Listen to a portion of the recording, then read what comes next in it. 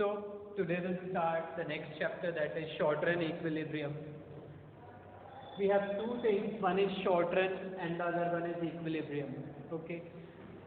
We will define short run time period. According to Keynes, short run is that time period in which the production or output can be increased. ठीक है, Keynes कहते हैं कि output या production बढ़ाया जा सकता है किसी भी इकोनॉमी में, ठीक है, by increasing output can be increase by increasing the labour force. ठीक है, लेबर फोर्स को अगर हम इंक्रीज कर दें तो प्रोडक्शन जो है वो इंक्रीज किया जा सकता है. ठीक है, तो short run is the time period, ये वो टाइम पीरियड होता है जिसमें आउटपुट कैन ओनली बी, हम ऐसा कहेंगे कैन ओनली बी. ठीक है, शॉर्ट रन में प्रोडक्शन सिर्फ और सिर्फ लेबर फोर्स को बढ़ा के ही इंक्रीज किया जा सकता है और कोई दूसरा ऑप्शन नहीं है. हम दूसरे रिसोर्सेज को या अदर फैक्टर्स को या अदर रिसोर्सेज को इंक्रीज नहीं कर सकते हैं. ठीक है, तो शॉर्ट रन कौन सा टाइम पीरियड होता है? It is the time period in which the output can only be increase. Output सिर्फ और सिर्फ बढ़ाई जा सकती है bye increasing the labour force और वर्क फोर्स. वर्क फोर्स या लेबर फोर्स को बढ़ा के ही हम आउटपुट इंक्रीज कर सकते हैं. उसको हम कहते हैं short run time period. Okay, so that mean हम सप्लाई बढ़ा सकते हैं. भाई आउटपुट बढ़ जाएगी तो सप्लाई बढ़ सकती है ना. ठीक है, प्रोडक्शन बढ़ेगा तो सप्लाई बढ़ जाएगी. हम मैक्रो इकोनॉमिक्स पढ़ रहे हैं, सो सप्लाई कौन सी होगी? सभी गुड्स एंड सर्विसेज की होगी. ठीक है, सो उनको हम क्या कहेंगे? एग्रीगेट सप्लाई, एएस हम कहते हैं उसे. So AS can be increased. ठीक है, हम प्रोडक्शन बढ़ा सकते हैं तो सप्लाई भी बढ़ा सकते हैं, और हम सभी गुड्स एंड सर्विसेज की सप्लाई की बात कर रहे हैं. So AS aggregate supply can be increase, और कैसे इंक्रीज होगी वो? By increasing the work force और the labour force. Labour force या वर्क फोर्स को इंक्रीज करके हम एग्रीगेट सप्लाई को बढ़ा सकते हैं. ठीक है, क्लियर. केन्स ने ऐसा माना है कि शॉर्ट रन वो टाइम पीरियड है जिसमें आउटपुट बढ़ सकती है सिर्फ और सिर्फ लेबर फोर्स या वर्क फोर्स को बढ़ा के. So that means basically as can be increase, aggregate supply can be increase. Okay, अब ये एग्रीगेट सप्लाई कितनी बढ़ेगी? ठीक है, मतलब क्वेश्चन अराइज होता है कि कितना आउटपुट या कितना प्रोडक्शन हमें करना चाहिए. ठीक है, how much quantity of the goods और the products will be produced. ठीक है, और how much quantity do a producer need to increase. ठीक है, प्रोडक्शन कितने से बढ़ाया जाए. ठीक है, कितने प्रोडक्शन या कितनी क्वांटिटी या कितना आउटपुट इंक्रीज करने की जरूरत है. ठीक है, ये किसके ऊपर डिपेंड करता है? ये डिपेंड करता है डिमांड के ऊपर. एग्रीगेट डिमांड की हम बात करते हैं जब. ठीक है, तो दैट मीन्स बात आ रही थी कि सप्लाई तो बढ़ा सकते हैं हम, लेकिन कितनी बढ़ाएंगे हमें ये नहीं पता ना. ऐसा तो है नहीं कि जितना मर्जी चाहें कि प्रोड्यूस कर करके हम स्टॉक बनाएं, स्टॉक पाइल अप होता जाएगा, ऐसा तो नहीं है. ठीक है, तो हम क्या करेंगे? वो डायरेक्शन कौन देगा? डिमांड देगी. मार्केट में जितनी डिमांड बढ़ेगी उतनी सप्लाई हम बढ़ा सकते हैं. ठीक है, सो एग्रीगेट डिमांड जितना इंक्रीज होगी, एग्रीगेट सप्लाई इंक्रीज की जा सकती है. किसकी हेल्प से? लेबर फोर्स और वर्क फोर्स. राइट, ठीक है. तो बेसिकली एक कॉन्सेप्ट क्या निकल के आया कि short run is the time period in which the output can be increase और प्रोडक्शन कैन बी इंक्रीज, और you can say aggregate supply can be increase by increasing the labour force. ठीक है, next point is how much supply the producer need to increase. Supply कितना बढ़ाने की जरूरत है? As much the aggregate demand is increase और has been increase, जितना की एग्रीगेट डिमांड बढ़ी है. ठीक है, तो एग्रीगेट डिमांड को पॉप अप करने के लिए प्रोड्यूसर एग्रीगेट सप्लाई बढ़ा सकता है लेबर फोर्स को या फिर वर्क फोर्स को बढ़ा के. ठीक है, वर्कर्स की सप्लाई को बढ़ा के वो एग्रीगेट सप्लाई इंक्रीज कर सकता है. ठीक है, क्लियर. नाउ अब यहाँ से पॉइंट आता है, इक्विलिब्रियम पे हम आगे चलेंगे. यहाँ से एक पॉइंट आता है कि लेबर फोर्स को हम बढ़ा सकते हैं जब मर्जी चाहें. ठीक है, तो उसे हम कहते हैं, जैसे हमने पिछले चैप्टर में भी पढ़ा था, there is always underutilized capacity. There is always underutilized capacity present in the economy in the form of unused or underemployed laborers or workers. Unemployed या अंडर एम्प्लॉयड वर्कर्स की फॉर्म में हमेशा एक अंडर यूटिलाइज्ड कैपेसिटी अवेलेबल होती है या present होती है. अंडर यूटिलाइज कैपेसिटी किसकी है? फैक्टर्स की, प्रोडक्शन के फैक्टर्स. ठीक है, उनकी हम पूरी की पूरी कैपेसिटी या फुल कैपेसिटी यूटिलाइज या फिर यूज नहीं कर पा रहे हैं. ठीक है, क्यों? बिकॉज दीज लेबरर्स और these workers are underutilised either और अनयूटिलाइज्ड, ठीक है, या तो अंडर एम्प्लॉयड है या फिर अनएम्प्लॉयड है, तो उनकी कैपेसिटी यूटिलाइज नहीं हो रही है पूरी तरीके से, है ना, या तो अनएम्प्लॉयड है या अंडर एम्प्लॉयड है, तो पूरी कैपेसिटी या फुल कैपेसिटी यूज नहीं कर सकते हैं या कर पा रहे हैं, जिसकी वजह से प्रोडक्शन कम हो रहा है। If we are able to use their full capacity और फुल एफिशिएंसी, अगर उन वर्कर्स की पूरी कैपेसिटी हम यूज कर सकते हैं या करें, फॉर एग्जांपल एक वर्कर सिर्फ 4 घंटे ही काम करता है, तो स्टैंडर्ड वर्क आवर्स कितने हैं? The standard work hours fix for a day और इन अ डे इज, एक दिन के स्टैंडर्ड वर्क आवर्स कितने फिक्स किए गए हैं? 8, ठीक है, 8 work hours are the standard work hours in a day, ठीक है, तो 4 घंटे काम कर रहा है, अगर उसको उससे 8 घंटे काम करवाया जाए तो ऑब्वियसली प्रोडक्शन ज़्यादा करेगा, वो 4 घंटे एक्स्ट्रा काम करेगा तो कुछ तो लेवल ऑफ प्रोडक्शन बढ़ेगा, ठीक है। वो 4 घंटे क्यों काम कर रहा है? उसको हमने नाम दिया पार्ट टाइम काम कर रहा है, क्योंकि उसको फुल टाइम वर्क मिला नहीं है, पढ़ा था आईईडी में हमने, ठीक है, क्लियर।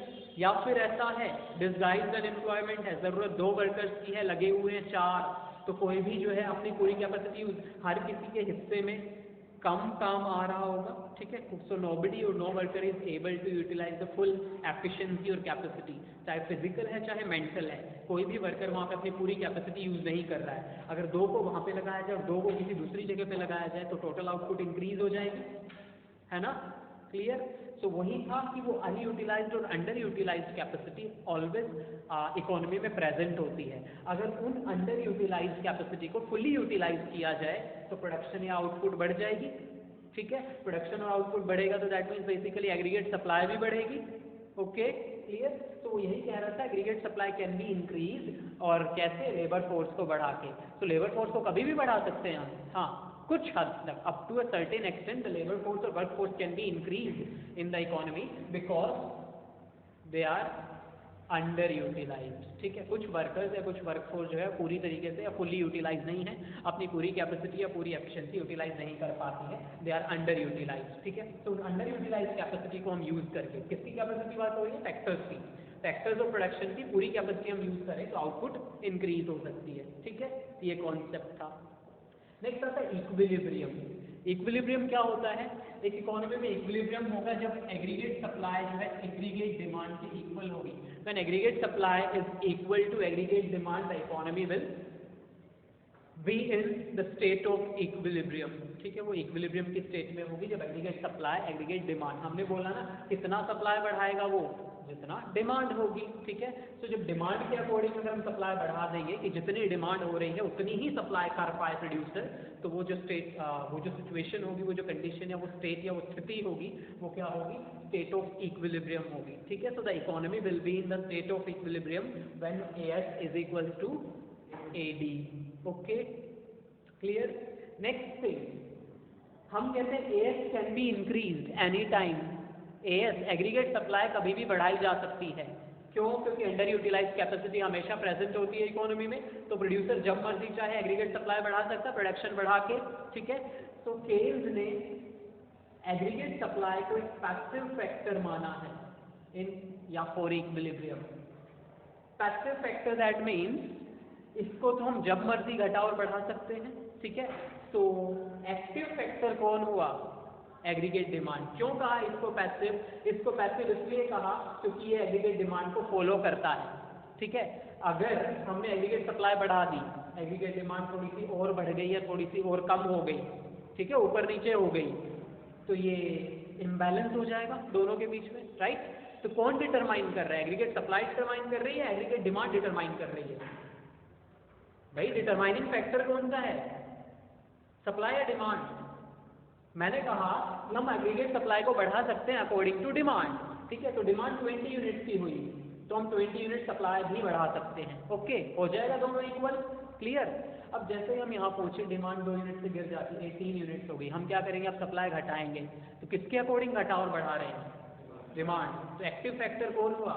डिमांड। डिटरमाइनिंग फैक्टर कौन हुआ? डिमांड हुआ, जो डिटरमाइन कर रहा है कब बढ़ानी है और कब घटानी है, ये डिटरमाइन कौन कर रहा है? डिमांड। इसलिए उन्हें एग्रीगेट डिमांड को एक्टिव फैक्टर माना है, ये डिटरमाइन करता है कि कब इक्विलिब्रियम होगी, ठीक है, क्लियर। तो इसको इन्होंने एक्टिव फैक्टर माना है और एग्रीगेट सप्लाई को पैसिव फैक्टर माना है, because aggregate supply can be increase any time. Aggregate demand के अकॉर्डिंग एग्रीगेट सप्लाई कभी भी इंक्रीज की जा सकती है, इसलिए उनको उन्होंने डिटरमाइनिंग फैक्टर नहीं माना है, क्योंकि डिटरमाइन तो डिमांड कर रहा है कब बढ़ानी है और कब घटानी है। ठीक है, क्लियर। तो ये था हमारा equilibrium, state of equilibrium. Okay, so next one is ये जो एग्रीगेट सप्लाई है, ठीक है, aggregate supply is equals to Y income. क्यों? क्योंकि जो एग्रीगेट सप्लाई है it is the total output, ये जो फाइनल या फिनिश्ड आउटपुट है, ठीक है, और इनकी जो मार्केट वैल्यू होती है, market value of the total output is called national income. ये जो टोटल आउटपुट होती है, ठीक है, जो भी एक इकोनॉमी में प्रोड्यूस हुई, उसकी जो मार्केट वैल्यू होती है वो किसके इक्वल होती है? नेशनल इनकम के इक्वल होती है। ठीक है, तो दैट मीन्स जो आउटपुट है हमारी उसको हम नेशनल इनकम मान सकते हैं, क्योंकि उनकी मार्केट वैल्यू ही तो नेशनल इनकम होती है। कल भी बताया था प्रोडक्ट मेथड के अकॉर्डिंग जब हम नेशनल इनकम निकालते हैं तो कैसे निकलती है? It is the sum total of the market value of all final goods and services produced by all the sectors. एक इकोनॉमी में या एक कंट्री में जितने भी सेक्टर्स हैं, जैसे इंडिया में हमने 3 सेक्टर्स में डिवाइड किया हुआ है, प्राइमरी, सेकेंडरी एंड टर्शरी। तीनों सेक्टर्स से जो फाइनल आउटपुट प्रोड्यूस हुई है, उन फाइनल आउटपुट्स की जो मार्केट वैल्यू है उनका सम टोटल ही तो नेशनल इनकम होती है प्रोडक्ट मेथड के अकॉर्डिंग। प्राइमरी का फाइनल प्लस सेकेंडरी का फाइनल प्लस टर्शरी का final is equal to national income. ठीक है, जीडीपी हम निकालते हैं national income according to product method, ऐसे ही तो निकालते हैं।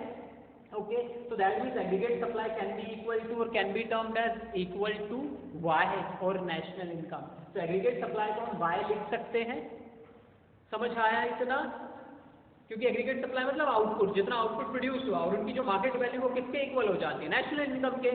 तो इस नेशनल इनकम को इनकम या Y हम लिख सकते हैं। तो AS is equal to Y। Okay, in equilibrium AS is equal to AD होता है। AS को हमने रिप्लेस कर दिया Y is equal to AD। Okay, and जो AD के कंपोनेंट्स होते हैं वो क्या होते हैं? C plus I। ठीक है, इन 2 सेक्टर मॉडल जहां पे एक इकोनॉमी में सिर्फ कंज्यूमर्स और ओके, तो Y is equal to AD, और उस इकोनॉमी में जहां पे हमारे पास 2 ही स्टेक होल्डर्स हैं, एक प्रोड्यूसर और एक कंज्यूमर, तो AD क्या होता है? C plus I। तो Y is equal to C plus I। ठीक है, Y के कंपोनेंट्स हमें पता ही है। Y क्या होता है?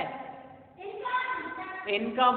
इनकम या तो खर्च कर दी जाती है कुछ हिस्सा और कुछ हिस्सा बचा लिया जाता है, तो Y is equal to C plus S। ठीक है, तो Y को हम लिख सकते हैं C plus S is equal to C plus I।